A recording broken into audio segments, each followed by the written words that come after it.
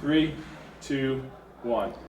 Hello, and welcome to this year's second edition of Monarch TV. My name is Bradley Darrow, and I'm here with my co-host, Xavier Fiala. The Aquinas broadcasting students, under the direction of Mr. Tony Smith, continue to bring you the fascinating stories happening at Aquinas, with this edition focusing on few interesting faculty members and students. Aquinas Catholic Schools have invited some new friendly faces to the chief, one of them being the new Assistant Chief Administrative Officer and Assistant Golf Coach. JD and Peter share their story about the new recruit. And it's not for football this time. This school year, Aquinas took on a new staff member who goes by the name of Father Michael Ventre. Father Ventre shares with us his background and what he's up to now.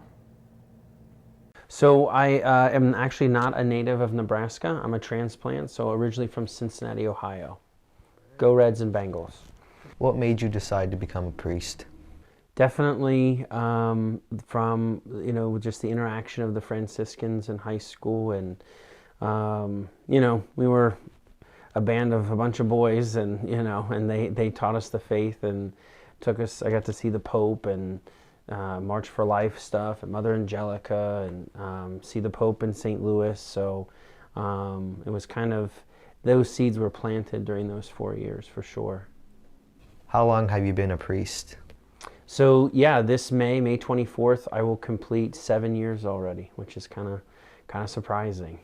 What is your favorite part about being a priest? It makes you laugh, it keeps you young, but you also have an opportunity to be a part of things, and not just, obviously, yeah, like we want to teach you the faith, and many of us are theology teachers, but it's the plays and the academic decathlons and the sports, and please God, make it to state one day, and and all those cool things that you do. So you get to interact in a lot of ways besides just the classroom stuff. What have your assignments been as a priest? So 3 priest assignments and 2 school assignments. So I was the assistant at St. Mary's, that was my first, in Nebraska City. Then I became the pastor of 2 small parishes outside of Nebraska City, St. Joseph's in Paul and St. Bernard's in Julian. Both of those times, all 6 years, I was teaching at Lord's Central Catholic. And then this June I got moved to Marietta Presentation Parish, just outside of Bellwood. And now I teach at Aquinas. We show them God's mercy, right? It shouldn't just be the priest who hears their confession or might, a person physically or bodily. So what are some practical ways that we would do that? So this year it's actually, it's a dual thing. So, since I'm new, I'm teaching 8th graders. I thought, if I just sit behind a desk, that's not gonna work. So being in the classroom helps me to get to meet some of the students and get to see them and to know them. So I'm a teacher, but then I'm also the Assistant Chief Administrative Officer, so I help Father Timmerman with, a lot of meetings and that kind of stuff, trying to, the daily running of the school, and, budgets and financing and all that kind of stuff. What is your favorite thing about Aquinas? Just comparing it to where I've been, it's a larger school. I think I've seen more opportunities for our students here. Them being able to play in more sports, and I'm incredibly impressed with, having an entire, workshop in the back of school where they can build a house. I think that's just, I've not seen that at any other school, but it seems like the students have a lot more opportunities and just those connections. So I'm just impressed, just with that alone. What are your hobbies? I love sports. It's terrible. Obviously I'm a big Reds fan and a big Bengals fan.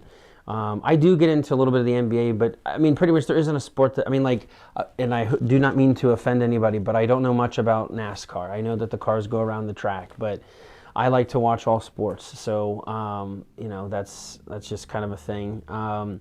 Big hobby, I do love to golf, so that's probably the one that I'm most passionate about. This is kind of weird, but when I take trips and stuff, obviously being a Catholic priest, so I've been to just so many different cities in the U.S., there's always a rich Catholic heritage, so finding the shrines and the churches and the basilicas and just taking pictures of these just magnificent churches, it's if I go on a trip, there's 2 things that I'm doing. I'm going to find a baseball field to watch a game, and I'm going to probably find like 15 churches and just look and adore at the the architecture and that kind of stuff. So like that kind of stuff. What is your favorite story to tell? So the whole family's downstairs in the basement, and I'm upstairs, and for whatever reason, if you're happy and you know it, clap your hands, was apparently something that I just needed to sing and to reenact in the bathroom. To the extent that it was so loud, my parents thought that I had like crashed and fell in the bathroom. So as they're running upstairs, because clap your hands, stop your feet, shout hooray. This is so embarrassing. And so they all come running upstairs. They come to find out that it's just Michael that is dancing and clapping in the shower. So of course we need to videotape this, and I did not know anything about this, and there's like a crack in the door, and so here I am, now getting out of the shower, still singing my little heart out and everything. And I guess what my family, we always laugh about is, all I needed to do was close the door, but instead I got the great idea when I found out that they were videotaping me, besides screaming at them, was of course to throw my towel at the camera. So now there's this little boy who is totally, and I hope that video never resurfaces ever. That'll be my nightmare, but so that's always kind of a family favorite. For Aquinas Broadcasting, this has been Peter Sisko. Along with J.D. Luna. Many students at Aquinas have many different talents and passions. Ethan Schmidt and Jalen Starr take a look at a senior girl who has a strong passion for design and a talent in sewing. So I started sewing when I was like 10-ish with my mom. She loves to sew, and she kind of taught me how to sew. And then between her and 4-H, I just started learning different simple projects, and I loved the creating of it so much. So Addie is now going to be telling us about several competitions that she has been part of. I started the Make It With Wool competition when I was in Montana, and that's basically a competition where you have to sew with wool. So you're required to sew with an 80% amount of wool in your fabric. So I started that, oh my gosh, I don't even know. I think I was 14 when I started that one. And then that and the 4-H fairs competitions, those. And then since then, when I was here, I got into the Omaha Fashion Week because of you. And I loved that. That was so fun. And then also while I've been here, I did a state fair with fashion and stuff, and I was really blessed this last summer, and I won Best of Show at State Fair, so that was pretty special. Addie is now going to tell us about her favorite outfits that she has designed. I made my suit this year for speech, and I loved every part of that, and that was so fun. It's so fun to wear, and it was so fun to design. Let me think about it. My prom dress, that was supposed to be for last year. I really love that one too. And probably a black jumpsuit that I made. It was really fun. I designed it and made it all, so that was special to me. So. Addie tells us how helping Aquinas students who need their prom dresses adjusted is one of her favorite things to do. I love working with you guys with prom dresses and stuff, because honestly that's the funnest stuff to work with. Less of the everyday clothes and more of the really fancy dresses. It's just so fun, and it's so fulfilling to see a person really love something that they wear because of the way it now fits them and it suits them, and that's just so beautiful. Addie has several goals about her designing career, which she is going to tell us about now. Yes, for sure. I'm not going to give up on this at all. I love fashion, and I love sewing so much that I could never give that up. I definitely think I'll bring my sewing machine to college with me. I don't know. If I have time, I definitely will be messing around with that. So one day, maybe open a boutique, but we'll see. This has been Ethan Schmidt and Jalen Starr reporting for Monarch TV. Many students have jobs that involve themselves in the community, before members of Aquinas Catholic have picked up a more heroic job. Reporters Bradley Darrow and Xavier Fiala sound the alarm on this story. There are many people who volunteer in our community, but four outstanding members of Aquinas Catholic schools volunteer for something a little bit more heroic, by being volunteers on the fire department. Jackson Ondrachek, Sam Hilger, Jack Timoney, and Father Carson Kane tell us what it's like to be a part of this organization. The four volunteers first mentioned when and why they joined the fire department. I joined back in, I think it was November, to help as a priest when need be. I joined 2 years ago, just after my birthday, because my father and grandfather were both on it for as long as I could remember, and I just always wanted to help them out and just get that experience. I joined about in September, and I joined it because I want to be a fire investigator for a career, and Jackson was on the fire department, and he said it was a good thing to do in high school. So I joined in August of 2019. My stepdad's on it, and I always want to do something for the community and be cool. I thought it was cool, and then I joined, and it was cool. The four mentioned what they think is the best part about joining. It's been great getting to know the men in the fire department, and also just learning a lot about just how much work and dedication is put into helping take care of people. Probably the training practices, because we don't have that many actual fires. Definitely all the hard work that goes into the fire department, and doing all that stuff it's probably the hardest workout you'll ever do. The knowledge you have to have in some of the guys, some of the officers on the department, their knowledge for what they're doing, it's insane. Definitely the people. People are really cool. The training that goes into it. On the outside, I always thought it was like, oh, you just put the wet stuff on the hot stuff, but there's a lot that goes into it. Jackson goes into a deeper dive to show us what his training includes. EMS training includes stuff like stroke victims, how to deal with them, heart attack patients, just stuff like that, like traumatic, like trauma, wrecks, things like that. It includes, we burn in the tower a lot. We got a big metal building that we burn in. We were just there last Monday. We go over our equipment a lot of ladder positioning, a lot of little stuff. Father Carson Kane and Jackson Ondrachek had the experience of going out on a first call, so he took this moment to truly ask them what is going through their minds at that moment. What's very comforting is knowing that the people going out on those calls, a lot of them are veterans. My first call, I thought I was going to poop myself. And so they've been on a lot. Sweating a lot. I probably smelled really bad. And so my biggest concern is always for if it's something life-threatening. For Aquinas Broadcasting, this has been Xavier Fiala, along with Bradley Darrow. For years, Aquinas students have had different activities and jobs outside of school. Join Allie Hartman and Tylen Jacob as they follow one of these students down the runway. For over 2 years, Aquinas senior Jalen Stera has had the chance to experience what it's like to be a model.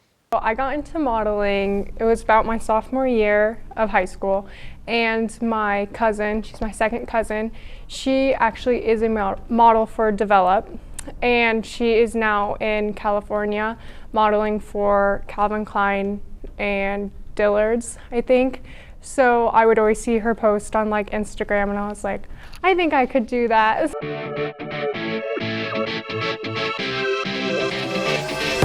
They had like an application type thing, so I just filled it out, and then not even a day later they contacted me and said they wanted to set up an interview.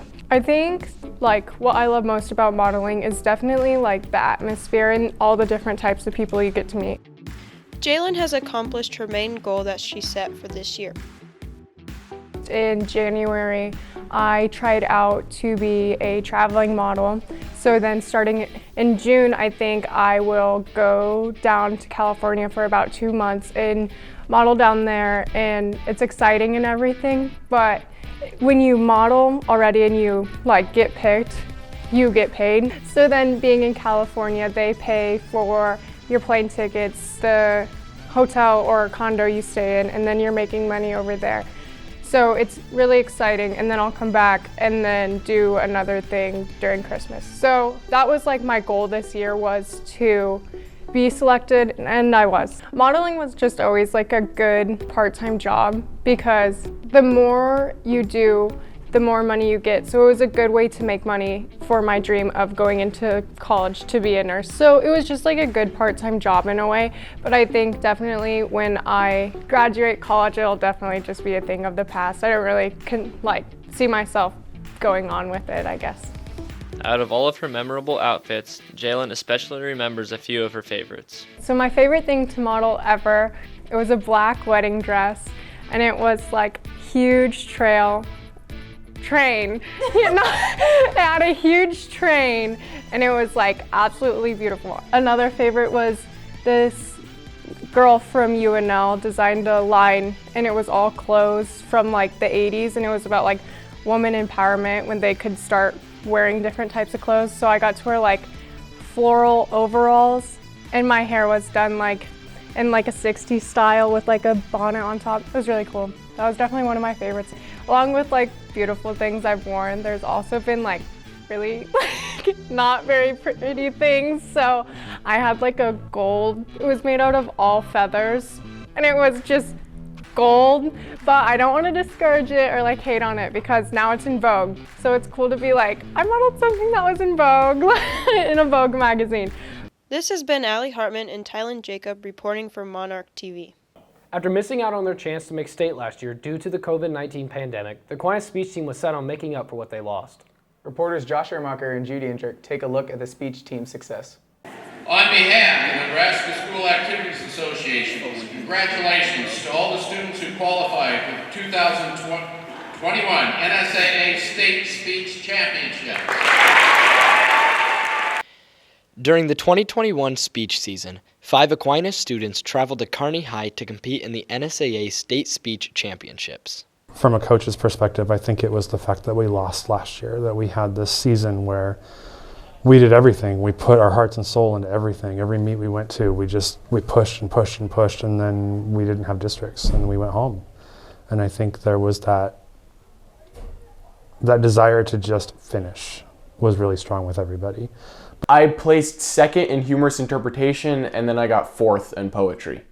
For entertainment, I placed second, and with my duet, I also placed second. And at districts, I placed first in both events.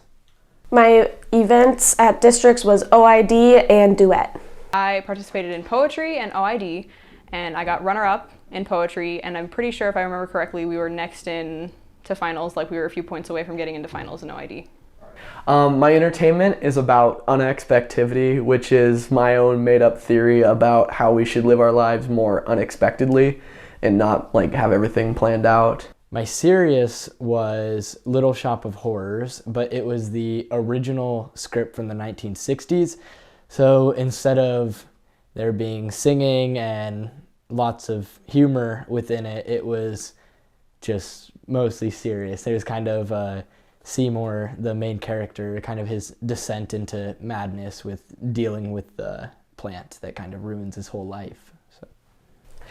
Our speech was about a girl who finds out she's dying, so she goes back to her ex to ask him to forget her.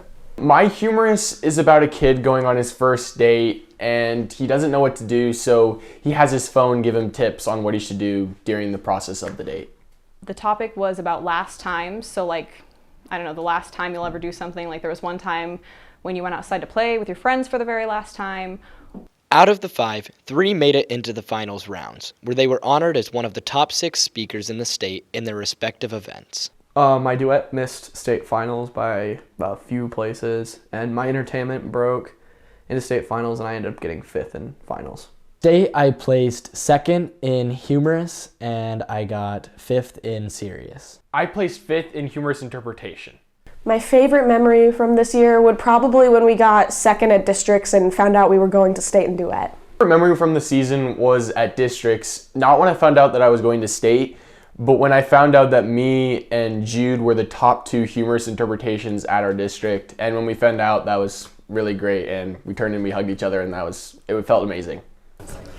My favorite memory from this season is when we were at district speech and the medalists, no matter what placing you guys got, you guys would come back from receiving your medals and you would all have hugs. I thought that was really cool. This has been Jude Yendrick and Josh Ermacher reporting for Monarch TV. This year, the Aquinas Theater Department put on a unique musical with a colorful take on a biblical story we all know and love. Rylan Cromie and Jackson Ondrachek take us behind the curtains for a closer look.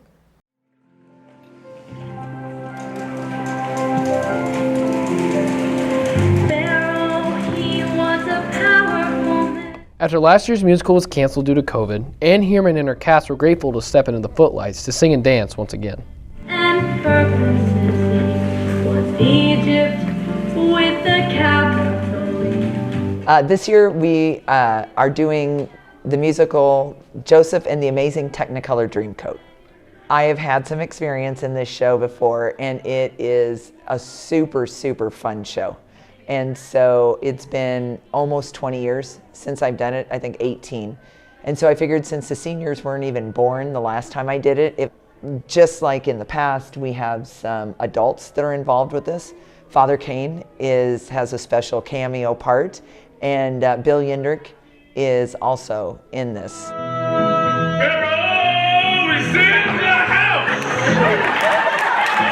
Along with these seasoned actors returning to the spotlight, someone new to the drama department taught the cast how to rock the stage during Pharaoh's Song of the King. I thought it'd be a lot of fun and like I'd get to try something new. So then I just went and asked Mrs. Heerman if she needed any help that I'd like to help choreograph. When I choreograph, I just try like different moves and dance by myself while the song's going until I like a certain move I do, and then I just keep going from there. Many challenges accompany the learning process of such a unique show like Joseph and the Technicolor Dreamcoat.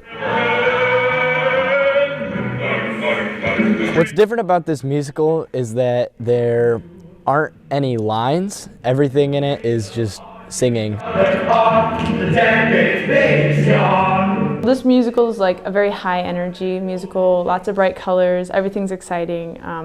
The whole thing's songs, so it's very in-your-face kind of musical. Joseph's coat was elegant, the cut was fine, the tasteful style was the ultimate in good design. It's been a bit more challenging, but also not at the same time. You don't really have anything to kind of go off of. Like when there's lines, people will mess them up every once in a while, and then you just kind of have to play off that. But in this, you have to be like right on with the music at all times. The beginning of it was a little hairy. They are used to having those down times when they're not on stage, and so we had to have a little come to Jesus meeting about it. And after that, they seemed to just really enjoy it. They love the music. It's all sorts of genres. There's calypso, there's a little 1920s jazz, there's country western. And so everybody has their own little niche in it, and they love being on stage. Oh, Joseph, you're at the other end of the scale, buddy. You're over there. You're over there. Focus on me. You're over there. They're gonna wheel you on in a little cage, we hope. Because it's high energy, you have to be like constantly happy and smiley and moving fast and quick, and there's only a few places where it slows down.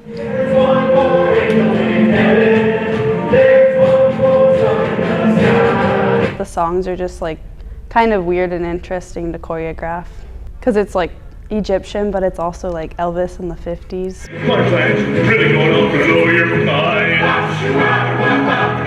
Everything has to be more precise with the music. There's not as much room for error.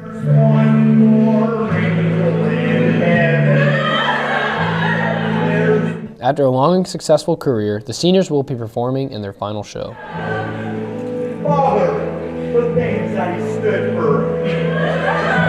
Not truth and not never. It's a bit sad because I always enjoy the musical, and so just being through it 4 years, I guess 3 with last year losing it, but yeah, I'm hoping it'll be a good one, good to end on. La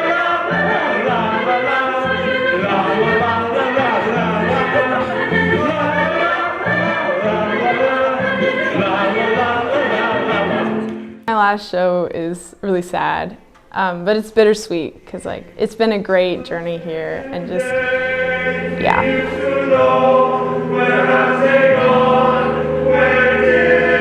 It's been so good, and to have to leave it behind is kind of sad, but like I said, bittersweet.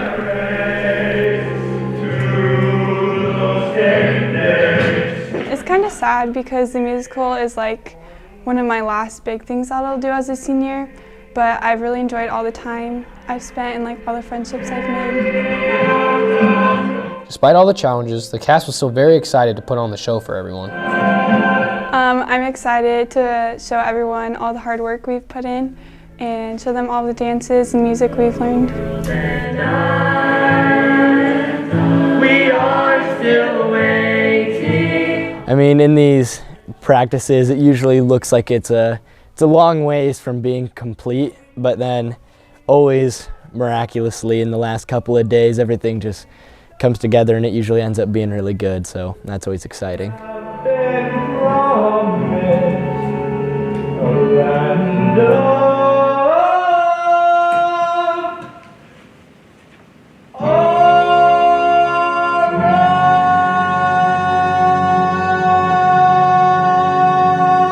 I'd love to see how the families just adore their kids and love to watch them on the stage. I'm excited to see those last performances. The kids are always great about getting everything organized the last 3 days, so it'll be fun to see the whole show. One senior, however, had a very unique challenge that only she faced. Mrs. Heerman calls me a giraffe when I dance, and like I thought I was a good dancer, but I've read a book that giraffes can't dance.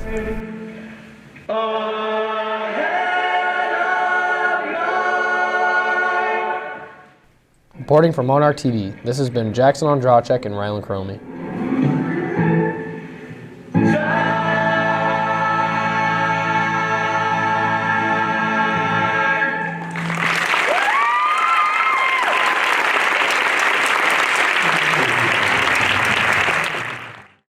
For years, Eric the Whistler has been heavily involved in the David City and Aquinas communities. Next year, he will be taking on a bigger role as a full-time teacher and coach. Join us as Kyle Napier takes a closer look at Aquinas' new hire.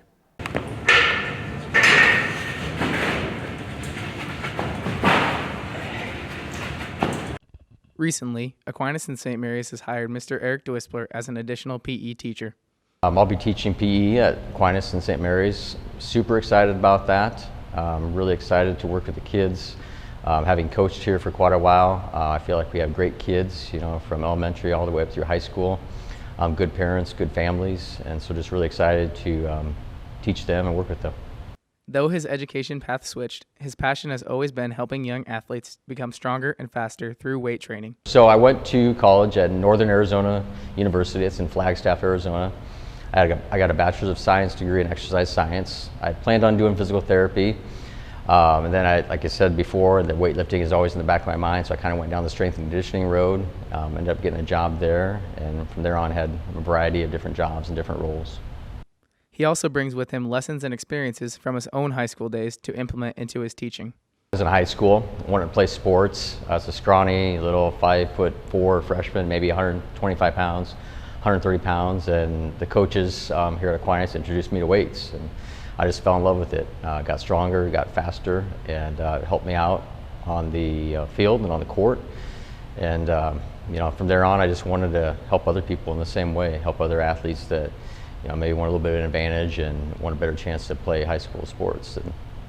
DeWispler is not completely new to Aquinas, though, having coached basketball for 6 years, and more recently, working with athletes during the summer to improve strength and speed.